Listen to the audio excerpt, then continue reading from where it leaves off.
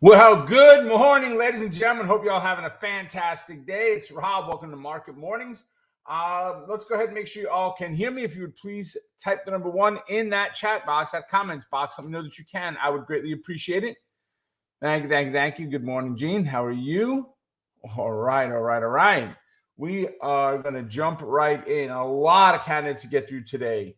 Keep in mind that everything we look at today is for educational purposes only. Nothing is meant to be advice and or recommendations. All right. So with that, let's jump right in. So let me bring up TradeStation. And actually, let's go look at the futures first. So we're going to look at the ES, which is our very first one right now that we want to focus on. ES is down 2 points right now. Not a big move. You could see. Well, actually, let's keep all of yesterday on there. So if we look at futures, right, here's yesterday's close at 5 p.m. and then today's open at 6 p.m. last night. So we had that big drop at, towards the mid part of the day and a little bit of climb at the end, but nothing great. Sideways open, a small move down, a little climb up. It kind of gave that continuation in there. And then we finally broke that last night, about 10:30 or so last evening. We pulled down the European market, sent us up a little bit this morning, and we've kind of been in a bit of a chop with what's going on right now. So we're down 1.5. So very small move to the downside so far on the ES. So kind of a flattish open. The Dow is up 53 points. It's had a little bit of a stronger move off of that 6 a.m. burst this morning. NQ, let me just take that line out. That was something we looked at yesterday. So NQ has kind of been flattish, right? It had that same type of early start, but really nothing happening there. They're down about 23 points on NQ. The Russell, the RUT, look at the channel going on the RUT right now, folks. I mean, look at that, right? Kind of in here, right? That rectangle that's in there. Great move. If we violate that lower portion, right, which is about that 23.93 level. If we get down into new lows, we've got to start stepping back to look at where the next down point is. We've got some support down here, but it looks like we're pushing more over to about the 23.86-ish level, okay? So that's on RUT, and I'm a big RUT needs to go down fan this week. Bitcoin's off a bit. I mean, what I see this morning on CNBC, it's down 3,000 points, right? 33.25 on Bitcoin down today. Hey, what do you want? It's a $60,000 vehicle, right? Gold has had a little bit of a climb. That's a very nice, steady move on gold, right, between yesterday and today. We'll see what this pullback does, but right now we're up about 3 points on gold. On crude oil, we got back up above 80 again, so we're at 81 and jingle. Right now, a little bit of a sell-off in the last couple of minutes, but nothing to be fretting over. And then with nat gas, we've had a spike and a climb in the last 2 days on nat gas, where we're getting back up into some of those more recent highs that we've seen. All right, so there's our markets. Let's go look at our candidates for the day and see what we've got going on. So very first one I want to look at is RXT. RXT had earnings come out. They closed about 14.5. They're sitting right now at about $17. So I will be looking at on RXT potentially a we'll put spread on RXT. But if I could sell a put, I always like doing that if I can instead on lower price stocks. It really just depends on the setup and the fact of does the options have weekly does the stock have weekly options? This does not. I've got 3-day options on it, so I could sell a spread or a naked put for this week coming up this Friday, but I am not a fan of doing monthly spreads personally. And all my spreads are credit. I don't really do any debits, right? So that's first one. AXON, and I don't put them in any order, guys. This is just how I found them. AXON also only has monthly options on it. They had earnings come out, 170 up to 209. Well, we'll definitely be looking at bull put spread on this one, if anything, right? Again, monthly options only. RPRX, weird ticker symbol. I don't do well with those. Berkshire Hathaway is investing $475 million, has invested $475 million in them. So, and it's a new position.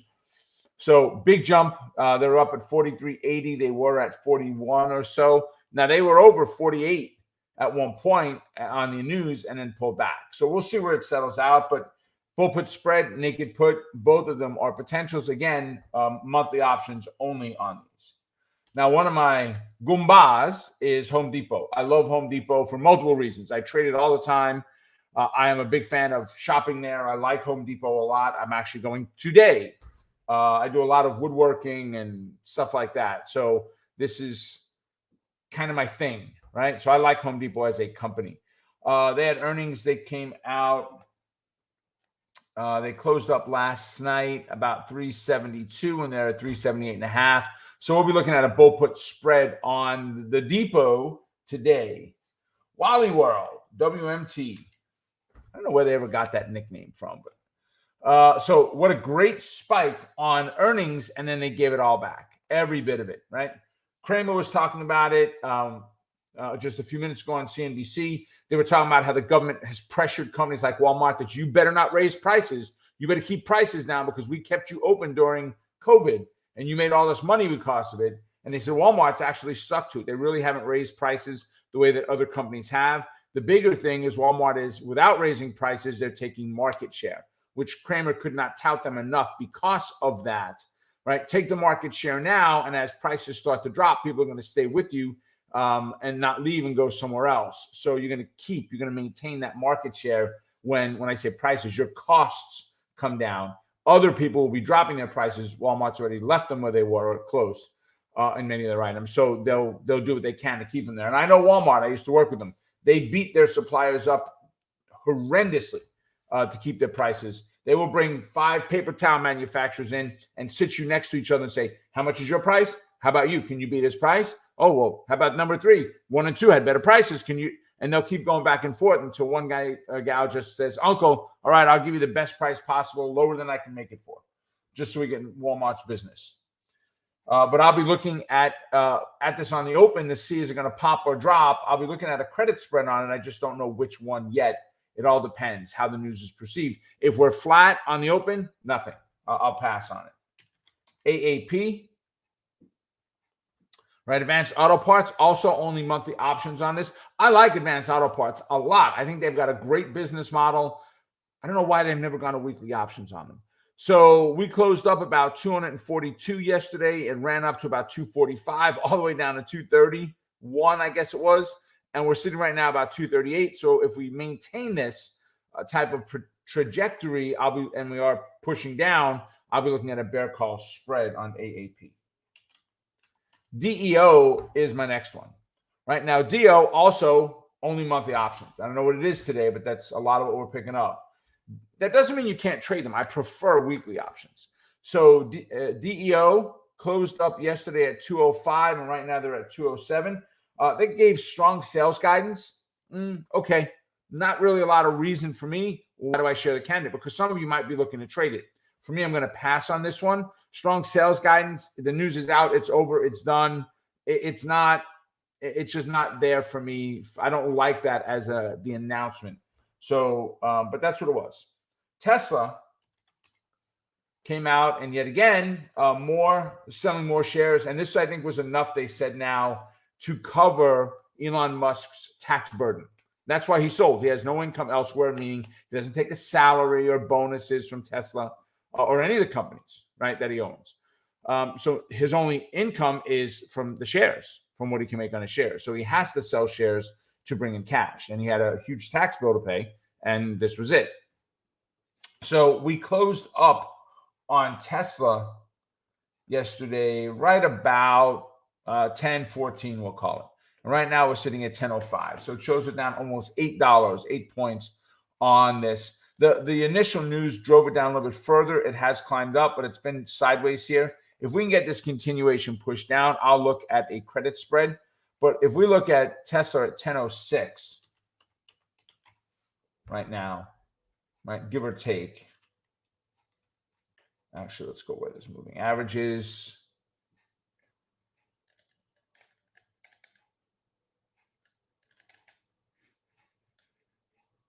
All right, just wanted to get that bar off of the screen. We don't really need it.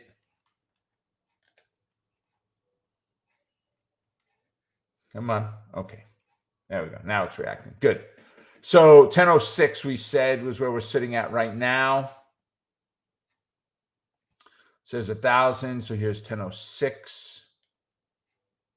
Close enough. 10.07, right? So that's about where we are right now. So if I want to take bearish trade on this, I'm going to be looking for a push down below the 1,000 level. If I'm looking at a bullish trade, I need to push above the 10.16 off of this news. The overall bias as of yesterday was neutral. So I could trade it in either direction, but I can only take it as a day trade, right? I'm not a fan of long-term trades that are in a neutral bias. So we could look at a credit spread because there's only a few days left for the week, but I would much rather look at a day trade. So what I will be looking for is this. Actually, let's put this here. What I'll be looking, we should probably just take it down. What we'll be looking for is this. If we get the push down below the 1,000 level and we can retest and fail, that would be my bearish entry right there. If we can get the push up above this 10.16, retest and bounce, that would be the bullish entry right there, right? I would be looking at short term. I would be looking at call and or put options. Very simple formula, folks. We look at the shortest week possible. We're looking for the closest to 65 delta without really going under it. So 65 to 85 is our range. So on calls, we're going to spend about $48 as of yesterday's numbers, which we should see some changes today because of the another day going by, the theta kicking in, which is about $5. And on the put options, we'll be looking at the 1030s, which gives about $37 as cost on our puts. All right. So is it an expensive option? Yeah, it's $1,000 stock. Yes. Is there news around this right now? Yes. Is it big volatility? No. I mean, historical volatility 405. The implieds are a little bit higher on the options, but not crazy time. That's for sure. All right. So let me put that one off on the side. Let's move that off of there. All right, let me go back in. We got a couple more, and then we'll get to your candidates. So, guys, drop your candidates in. I saw Sean put in a note in there for you. Drop your candidates in of the ones you want me to take a look at, and I will do my best to get to them all. ALV. By the way, Tesla's one of my top picks for today. ALV closed up at 102, and we're looking at 107 right now. For them, that was this was not earnings. This was a stock buyback program. So when a company comes out and says, we're going to buy back our own stock, what are they telling the world? We think the stock is inexpensive. It's cheap. We're going to buy it back, right? So that bodes well for the individual stock itself. Now, here's the fun part. They don't ever have to buy one share of the stock back. It's not required. They said they're announcing a repurchase program, not we're going to buy it back at this price by this date. So that does tend to be bullish news, okay? So we'll be looking at a bull put spread on this. Also, there's only monthly options available. LCID, which is Lucid Group, they have weekly options on them. They had an increase in, I had to read this over again, the Air sedan orders. So Air sedan. So their sedan called Air, then increased orders. I think it went from 13 to 17,000. And they don't call them orders. They call them not requests but it was just a different way. You know, it's not a used car any longer. It's pre-owned, right? It was just a nicer way of saying it. But I'll be looking at a naked put on this one. I want to look at what covered calls go for on this one. Actually, let's do that. I mean, we're here. I got the option chain open. Let's pull it up. right? So if I am looking at this position, I'm going to need more than my, actually, no, we'll be okay. So as of yesterday, before the move, the $40 strike was giving me $1.45 of premium for the $40 call. And that was when the stock was at about 44. We went 18 delta. I could push to 20, no question. I could get $1.75 for the 41s, right? So we're up about $4.50 right now. So obviously we'll see some change in price there, right? If I got exercised on this position and I had to actually buy the stock, if we were looking yesterday, we were at about $45 on the stock yesterday, right? So, and as of yesterday, what was my, when you look at my position there, I'm looking at selling a 40 delta. So I'd be selling the 51s at $1.50. So I like the premium I get on the covered call. I like the, well, let's back up. I like the premium I get on the naked put. If I can collect that premium and I can keep going round and round and round and do it every week, I'll do it. If I get exercised on the stock and I can get great premiums like this on the stock, I don't really care, right? At all. A little bit higher historical volatility at 88. The implieds are a little bit higher here on the call options. And we got to reset yet. The puts are about 200 to 300 and the calls are about 100, 150. So a little bit higher on the put side for sure, but definitely looking there. And if you really want to get busy with it, you can go out and look at buying a longer term option with a 65 delta with at least 100 open interest. So I could buy the 47s. And here, if we did it this way, let's see, 47s, we're going to click buy. And if I went ahead and sold that 40 delta, so right now it's showing 42, we'll drop down to 36. If I sell that one, I could go ahead and pick this up for the mid price of $1.16. That's the negotiation at the center of each price on the long and the short leg, right? Just drop it to one contract to make it easier math in your head. But you're talking about $1,116 to do this trade. And I'm looking at renting this position out week after week. And if we go look at next week's 40 delta, well, it's really not fair. We got way too many days there. But definitely looking at that. I'm going to leave that set up for when the market opens today. All right. So there's Lucid and then W Day. Told you we had a lot of candidates to get through today. So W Day closed up last night at 296. They're at 303 right now. They got an upgrade by USB today. I like USB as a brokerage firm. So I'll be looking at a potential bull put spread on these guys for sure. Check earnings. Make sure you know when their dates are. For some reason, in my head, stuck as the 18th. If it is on the 18th, then I will pass on it if it's that close. All right. Okay. Fantastic. So what candidates do you guys want to look at? Drop them in, folks. I see Paula put in Apple.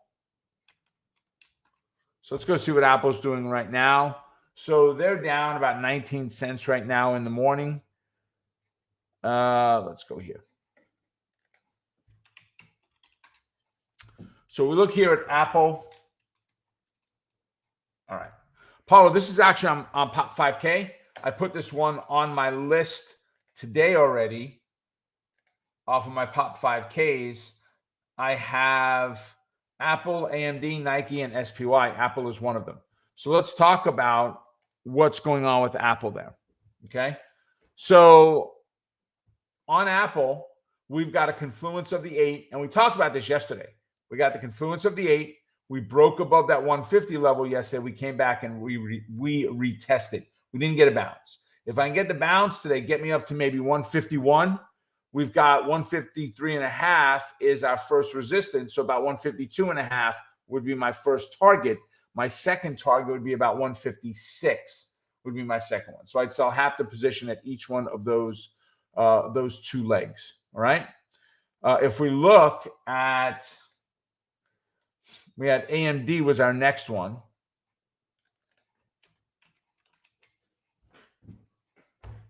All right. So look where AMD is. We're just above that 236 fib line. If I can get a pullback to that 236 level and a bounce, I've got a potential entry. Now, I want to make sure that my fib, that I do not need a fibit. So 1232 is the distance between these two lines greater than 1232? The answer is yes. It's over $13. So what I need to do is I need to split these levels in half. So I'm going to add a negative 136. I'm going to add a 118. And here we go. So Paul, look what it's doing now. If you look at AMD, right? And I said, Paul, I'm thinking it was still on Apple. Sorry about that. So we had that push up yesterday and the fail, right? That retest. But that's what we're looking for today. Now we've got a confluence, a great confluence. If we can retest that 142.47 and bounce, 149 is resistance. And when we move $6.16 a day on average for the last 13 days on AMD, right? So definitely like it. And of course, we'll be looking at it as a potential zero line breakout trade as well. Guys, we do extremely well on the zero line breakouts that we do, right? Our zero line breakout trades crush it every week, right? Our biggest hit on it, I think, has been $600. Our biggest gain has been about $2,400. So if you're interested, it's free. We just send a notification out that the video is posted so you don't miss it. Go over to tradinglikeaboss.com. And guys, all of the training resources on here are free.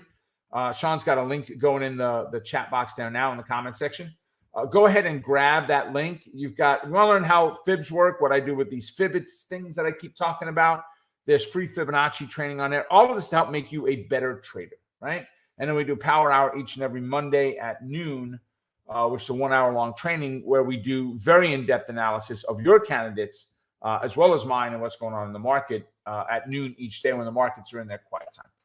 All right, so there you have it, ladies and gentlemen. Make it a profitable day. Stay focused on the quest to becoming a great trader. Keep crushing it. And remember, you're just one trade away. Take care, and I'll see you at our next update. Bye for now.